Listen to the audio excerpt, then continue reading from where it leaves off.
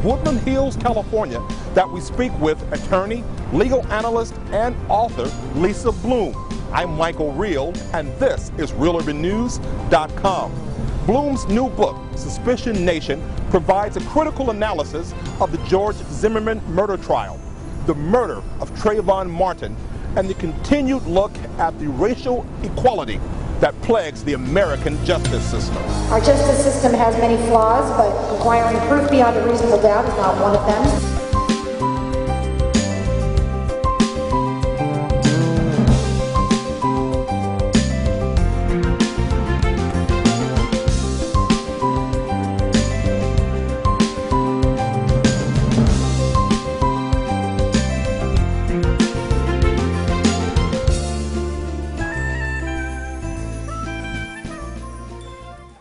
After successfully providing coverage and commentary of the George Zimmerman murder trial, you authored Suspicion Nation. What was the motivation for writing this book? So I watched the trial gavel to gavel for MSNBC, and as I did, I was very concerned that I saw a case that was going off the rails. There were a lot of peculiar things happening in this case that I hadn't seen in the last 20 years of covering every high-profile case in America. I saw prosecutors who were not arguing their best evidence. I saw witnesses who seemed to be unprepared. I saw a closing argument that was rambling and disorganized and asked questions rather than making declarative statements connecting the evidence to the law. So I knew it would be an acquittal. I said so on the air beforehand. And I was very disappointed, along with a lot of people, at the outcome. When the case was over, I found that I just couldn't put it behind me. I had to know what happened because this case caused a lot of pain to a lot of people. And so I did my own investigation. I interviewed jurors, I interviewed witnesses, I interviewed lawyers in the case to find out exactly what happened. And the results are my book, Suspicion Nation, where I'm sorry to say the outcome is even worse than I could have imagined. In Suspicion Nation, the book is divided into two parts. The first 7 chapters you describe in this manner: a winnable case is lost. From your perspective, you've already kind of touched on it. How disastrous was this prosecution? There's no excuse for the poor performance of this prosecution team. From beginning to end, they made mistake after mistake, many of them rookie mistakes. For example, never giving the jury their theory of the case, going along with the defense version, which of course was a claim of self-defense. What else would George Zimmerman say when the police arrived? He literally has smoking gun in hand, and there's the deceased remains of Trayvon Martin. Of course he's going to claim self-defense. The police should have picked apart that story. The prosecution should have picked apart that story at trial, instead of simply going along with it. I tell the story in the book of Rachel Gentile, for example. She was the 19-year-old young woman who was on the phone with Trayvon Martin in the minutes leading up to his altercation with Zimmerman, and she heard the first words exchange between Zimmerman and Trayvon Martin. She's such an important witness. I was so horrified to find that she was almost entirely unprepared to testify. She was a nervous girl. Of course she was. She was testifying in the highest profile case in America, but she could have been prepared, and she would have been in another case. And she had a very important story to tell, and I tell in the book, her story, what her testimony actually was. One of the most important parts was that Trayvon Martin was light. He was joking on the call with her. This was not a homicidal maniac waiting in the bushes to kill someone, as George Zimmerman described him. This was a guy teasing her about her obsession with doing her hair, a guy who wanted to get back home and watch the basketball game with a 14-year-old. That's important testimony. That never got to the jury.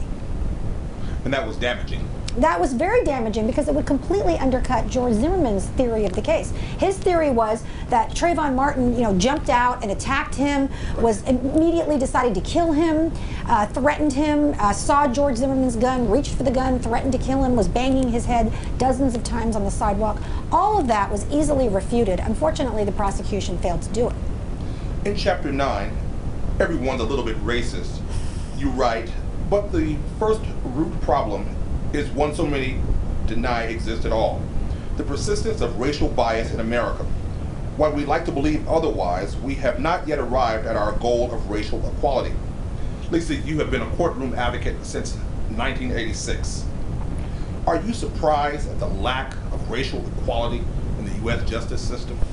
I'm surprised and I'm very disappointed. I've been a civil rights lawyer since 1986. I've handled many cases of race discrimination as well as sex discrimination, sexual orientation, and so on. I think most Americans believe that we are essentially there, that sure there's a few problems around the edges, but that we have arrived at a place of equality. And unfortunately, it couldn't be further from the truth. And probably the biggest problem is in our criminal justice system. I mean, there are just mountains of studies that African Americans are far more likely to be watched, stopped, frisked, arrested, convicted, sentenced to longer terms behind bars for the same crimes as whites. You know, that's just completely intolerable and unacceptable in a system that's sworn to give equality to everyone, in a system where, you know, many of our courthouses have statues of Lady Justice blindfolded. Right. We have not arrived there yet, and this is causing devastation in the lives of so many. In this case, for example, Trayvon Martin, the victim, was put on trial by the defense. And Trayvon Martin did not get a fair trial. He did not have an advocate in the courtroom who was willing to explain to the jury that he was not the aggressor, that he was simply a kid, unarmed, walking back from 7-Eleven with Skittles and a fruit drink in his pocket. You know, that is a terrible tragedy. Whether as a victim or as a defendant, African Americans face a very different kind of criminal justice system than whites in America today. We were speaking briefly before we started off camera. We were talking, and I mentioned that this is the George Zimmerman murder trial, and you said it really should have been called the Trayvon Martin trial. Right. I want Trayvon Martin to be remembered. I don't want him to be lost in this case. George Zimmerman is now a celebrity. He's signing up for celebrity boxing. He's going to gun shows and signing autographs. I mean, this is repugnant to me. What is he famous for? He's famous for taking the life of an unarmed kid. This trial should have been more about Trayvon Martin. The prosecution, for example, should have humanized him. And I talk in the book about how they called him the victim, for example, instead of using his name, Trayvon Martin. They failed to get little pieces of information into the trial about him. For example, his family used to call him Mouse because he was so quiet and soft-spoken. We know that he had a high-pitched voice. We know that from Rachel Gentile. We know the person screaming for help on the 911 call had a high-pitched voice. The prosecution failed to connect that. Tragic. It's tragic and it's inexcusable. But I will say the Department of Justice still has an open investigation, and I hope that they do prosecute George Zimmerman. I hope they read my book. I hope they read everyone's criticisms about what went wrong in the state prosecution, and I hope they step up to the plate and retry him. Lisa, you write in the opening pages of Suspicion Nation, NBC, CBS, and ABC covered this story daily on morning shows and nightly news programs. You go on to write that print media, the highbrow and the low, from the New York Times to TMZ.com, published thousands of stories regarding the courtroom wranglings, the 911 call, even the verdict. As a veteran television legal analyst, what role did the media play in this case? The media played a huge role in this case. Remember, George Zimmerman was not arrested for 45 days. I mean, the family was absolutely appalled. Their son is shot and killed.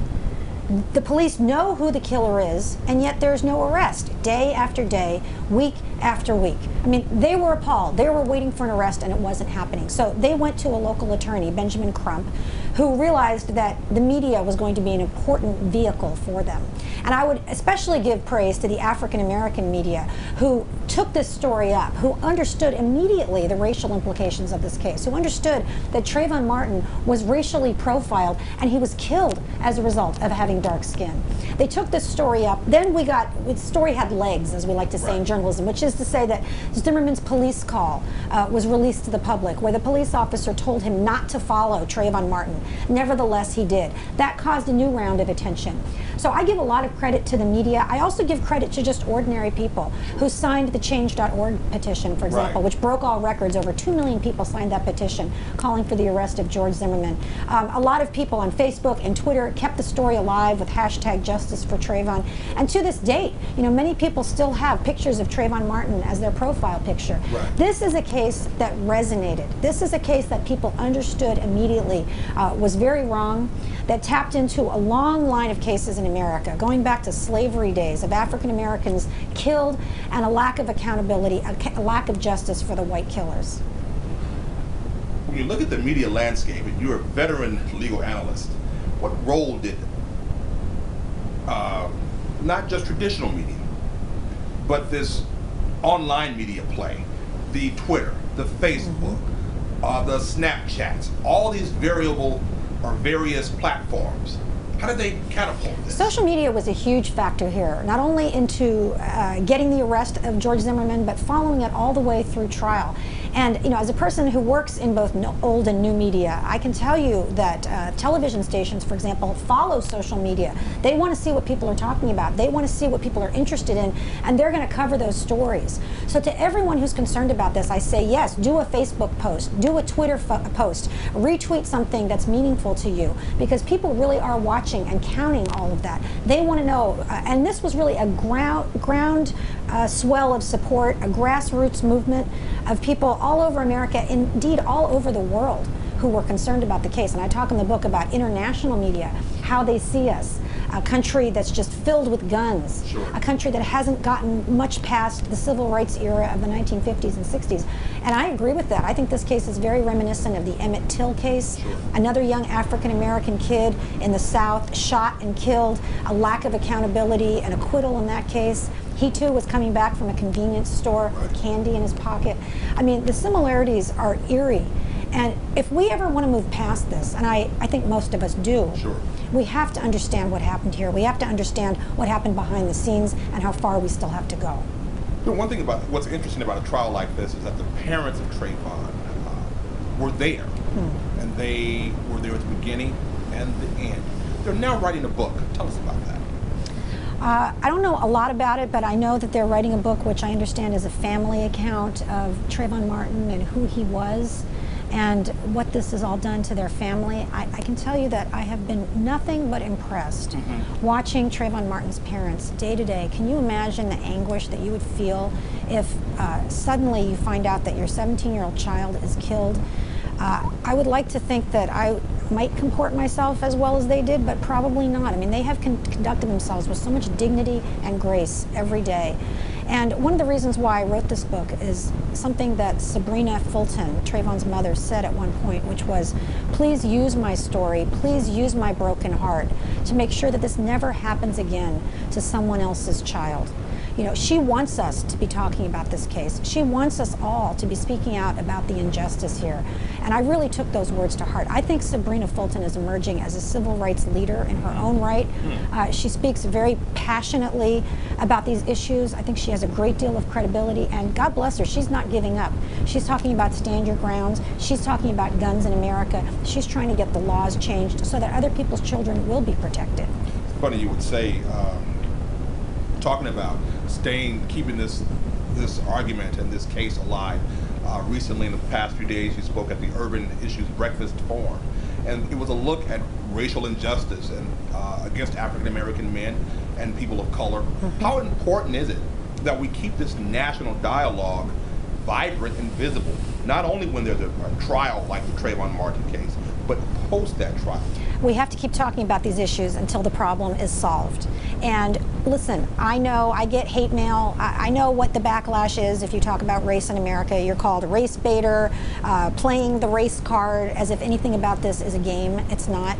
But I think most people understand when you give them the facts and you give them the information that we do have a long way to go. And I think there's a reason why millions of people in America went out and participated in demonstrations at a time when, frankly, most Americans are not doing a lot of demonstrating anymore. But people took to the streets after this verdict because they understood that this case was a terrible injustice, and they understood that this was a microcosm for the problems that we have about race in America.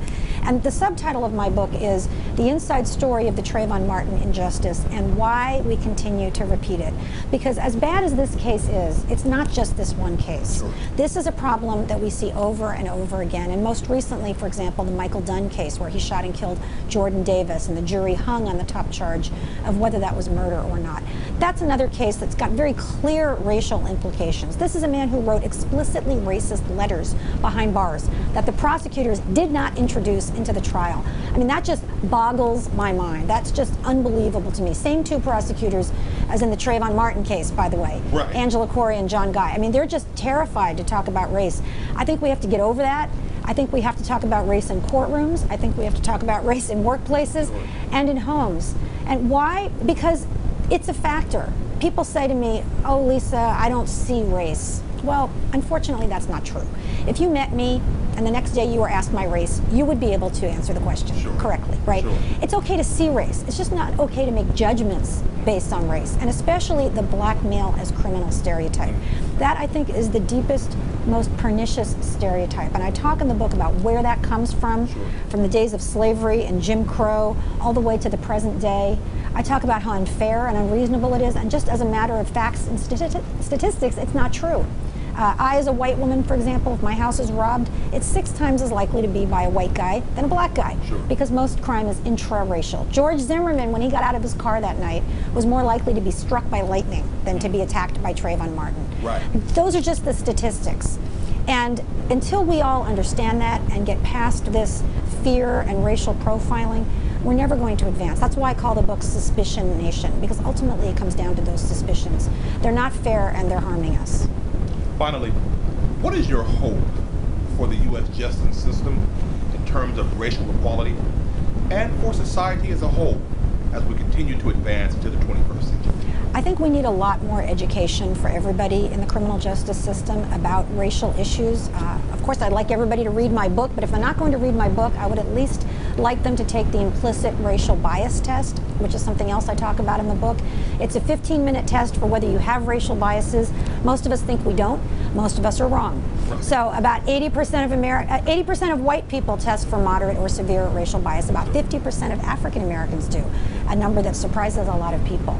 So even though in our criminal justice system there are many black and brown people, that doesn't solve the problem, because they still may have the implicit racial biases. The good news is that when we become aware of that, we can overcome it. And I talk about that in the book as well. Doctors, police, judges are able to have programs to overcome racial biases. I think the one thing that has changed significantly in the last 50 years is that most of us really do not want to be racist. We really want to be egalitarian. We want to get there. But to get there, we have to keep working on this issue. Lisa Bloom, author of Suspicion Nation.